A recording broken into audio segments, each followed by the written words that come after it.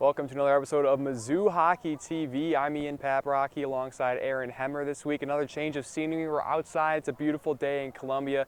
Aaron, thank you for being here. How are you? Yeah, of course, yeah. Doing good. Thanks for having me on the show. I'm glad to be here, finally.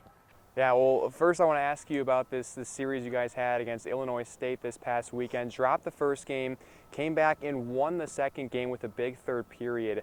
You guys struggled a little bit away from home this year. How good did it feel to finally win one on the road and leave Central Illinois with a good taste in your mouth? Obviously, it's huge for us to get that big win, especially after losing the night before. And I think it was huge for our team as well to get that first bus trip out of the way, because that's a lot of it. Our team really coming together as one, forming a unit. So I think that was a really important thing for us. And just specifically about that third period, you guys scored 4 goals in the third period. It was tied coming out of the second intermission. What did you think changed with your team? What was the spark that just provided that offense to put you guys over the top? I think it was really, it goes back to the loss on Friday. Our team was able to really come together and be like, listen, we know we're better than this team. We can beat them. So we were able to go out there, put some goals on the board, and to come out on top. I want to transition to talking a little bit about your personal game. We go back to the Illinois series a couple weeks ago in Jefferson City. You scored your first goal of the season. It took a little while to get it out of the way. Did you kind of feel a sense of relief? It was a big goal, a late goal. You guys win a 1-goal game against the Illini and sweep that series.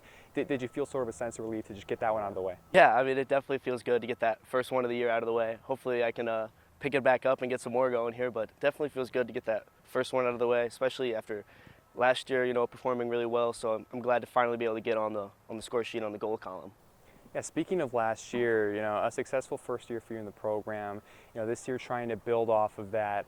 What have been your goals kind of going into the season? What have you been trying to work on with your game, and what improvements have you seen so far this year? Oh yeah, one of the things I'm trying to work on is one thing I like to say is play like Spoles. Spoles is like a super explosive, dynamic player.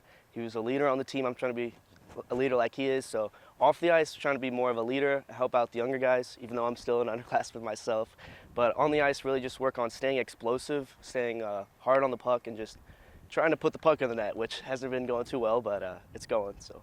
Yeah, Nick Spolek, a great part of the program, graduated last year, the former team president. Talking a little bit about this young core, I've talked to some other guys about it on this show before, and just the fact that this is a very young team, especially kind of that top 6 forward group being sophomores, freshmen for the most part. And what is it like to try to build that culture, knowing that you have a lot of time left with these guys to try and build something up these next several years? Oh yeah, it's really exciting seeing the future of the club coming in. Obviously, like my rookie class, we were able to all do pretty well, and this year's rookie class is doing just as good. They're out there performing, giving it their 100% all the time. Every time they're on the ice, they're working hard. So it's good to see the growth from the team, and hopefully we can just continue growing like that into the future. Yeah, well, it was a bit of a tough series at Maryville. I'm going to go back earlier in October, losing 3 games there. Since then, though, this team has won 3 out of 4 games. And I just want to ask you, what do you guys think that you picked up from that Maryville series and learned from losing those games and, kind of taking one on the chin that has propelled you to be able to win 3 of the next 4 and to kind of get your season back on track? Yeah, I mean, our team, after we lost those games, we talked to ourselves in the locker room as a group, and we were just like, what is something that you personally can do better? And we all expressed how we felt, and I think that was one thing that is going to help hold each other accountable, and I think that was the main thing for us. So.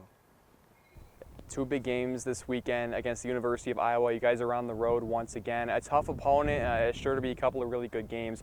What is the mindset of the team to try and build off of that winning against Illinois State? What needs to be done to be successful in Iowa? Yeah, I mean, like you said, they're definitely a really good team, and we need to be ready to play. I think a few key things are that we need to just work our forecheck really, and whenever we work our forecheck, we need to be aggressive on their D. I think a lot of times we do our forecheck, but we're just not very aggressive and hard with it. We need to be more affirmative and strong on the puck. I think that's a key thing as well. Also, we need to follow our systems a lot more. Booker, our head coach, doesn't call it systems, he calls them concepts, because we can really navigate off of them however we want to. But I think we need to just stick to those concepts, and we should be good.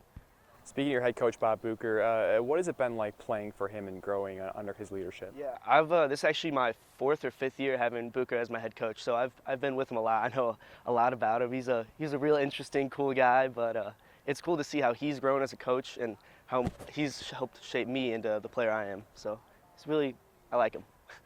That's awesome. Yeah, and just kind of talking about the jump from D2 to D3, or from D3 to D2, excuse me, from last year.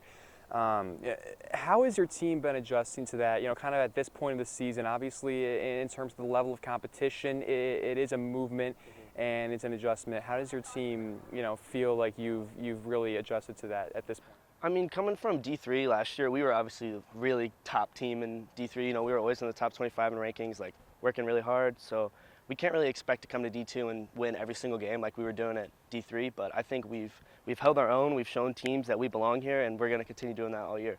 Aaron, thanks so much for being here. Really appreciate the time. Thank you. I'm Ian Paprocki alongside Aaron Hemmer. Thank you for tuning in to this episode of Mizzou Hockey TV. Be sure to subscribe on YouTube, follow us on social media, and we'll see you next time.